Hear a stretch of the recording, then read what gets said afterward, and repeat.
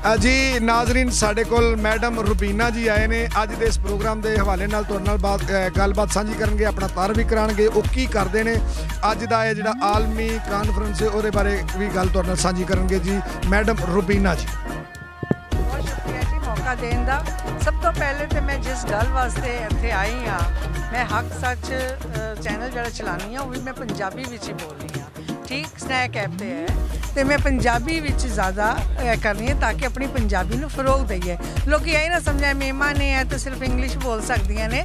मैं यूके भी जानी हाँ, मैं बाहर भी जानी हाँ, मैं अंदर भी होनी हाँ, तो मैं पंजाबी नूं नहीं छड्डदी। सब तो वड्डी गल है क्योंकि साडी अपनी ज़बान है।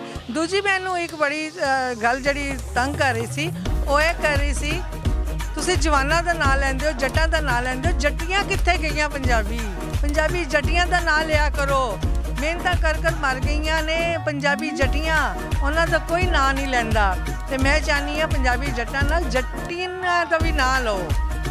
ते ए मेरी जिहड़ी है ना तकलीफ ए दूर करो ते जट्टियां नूं पंजाबी अगे ले आओ। शुक्रिया जी नाजरीन, बहुत बहुत शुक्रिया। तुसां वेख्या कि पंजाबी आलमी कानफ्रेंस लाहौर पलाक दे विच हो रही है, जिहदे विच पाकिस्तान दे सारे पंजाबी प्यारे एक जगह ते इकट्ठे होए ने, पर एक दूसरे नूं मिलदे ने। बहुत शुक्रिया, जिउंदे रहो, रब सोना तुहानूं आज़ादी देवे, रब राखा।